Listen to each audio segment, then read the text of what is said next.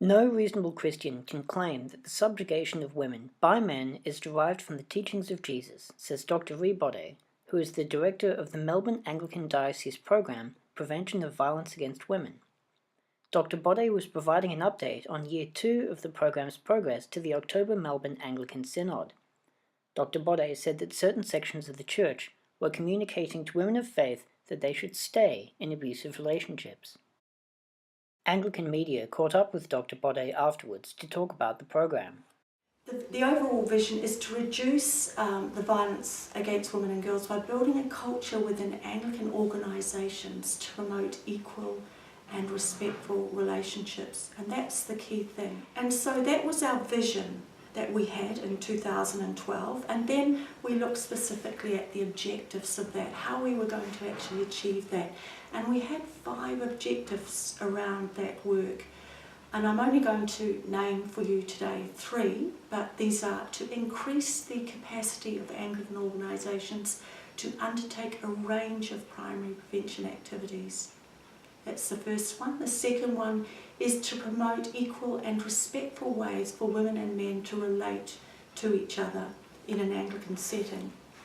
And thirdly, to contribute to the evidence base for the primary prevention of violence against women in an Anglican setting. And I just want to talk a little bit about what the 2 key findings of the reports found, and what are some promising practices also and key learnings that came out of these reports.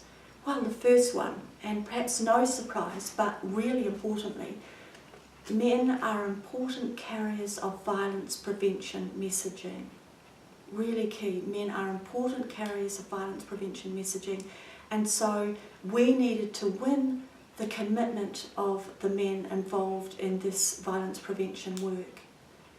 And the second one was Anglican leaders are really good at raising awareness around violence against women within their local community, but here's the rub, they're not so good at communicating known causes or the solution. Hence, the problem here is there is little sense of what change is needed. So this has been perhaps one of the biggest challenges for 2014, is to look at how we can target specific primary prevention strategies which enable Anglican leaders to communicate more clearly the known causes and the solution. And the 3 known causes of violence against women, well documented and rigorously defended, are unequal power relationships between men and women, rigid gender stereotypes, and tolerance of violence against women across our culture. The solution to that is gender equality and respectful relationships.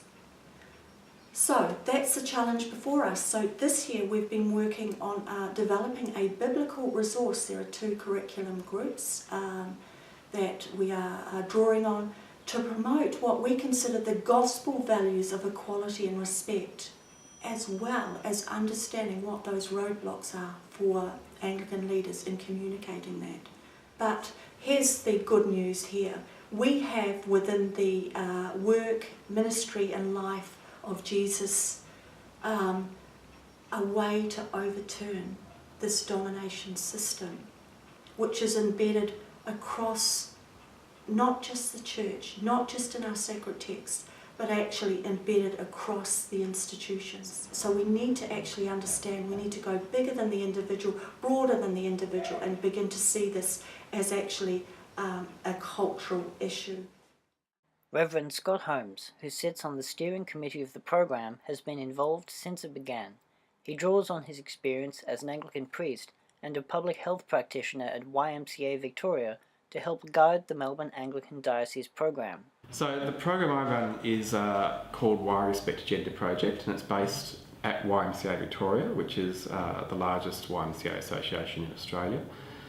And what I'm doing is exploring how you can use a workplace to begin to shift the attitudes and norms about gender equality, around gender stereotypes, women's role in the workplace and working conditions generally that have an impact on gender equality. A few years ago, when we reviewed the Code of Conduct policy, we put in an extra line in that about that we expect that all our staff will not do anything that reinforces gender stereotypes. So it's just little things like that that begin to change the culture of the workplace and begin to send messages and expectations around the sorts of behaviour which will promote gender equality, will promote respectful relationships, and which we know therefore long term down the track will start to have an impact on the statistics around men's violence against women. One of the key changes we've seen is that people are now talking about this issue, which they weren't when I began there. So people have been given permission to raise it at meetings, to point out if someone's made a sexist comment or joke, to call each other to a sort of account a little bit more, and simply to actually be aware that these things need to be considered. It's not easy work to do. It's quite confronting to start to open up these issues about people's experience of violence, and to open up issues about people's understanding about gender and gender identity, and about patriarchy and feminism and all those sorts of things. They are topics which make a lot of people feel uncomfortable. This is about social justice. It's about people's liberation from things that are oppressing them. It's about a new society. It's about, for me, this is about the kingdom of God being put into place.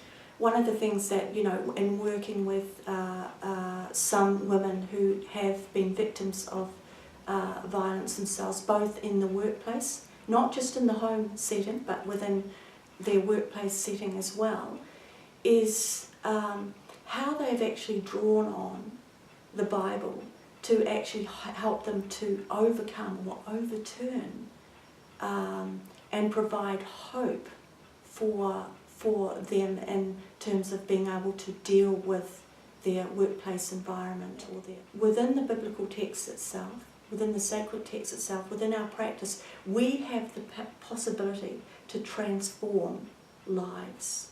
But the clear sign is that there is a correlation between violence against women and gender inequality, a clear correlation.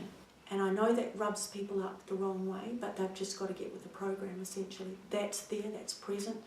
One of the passions that I have for this work is to make everything that we do replicable.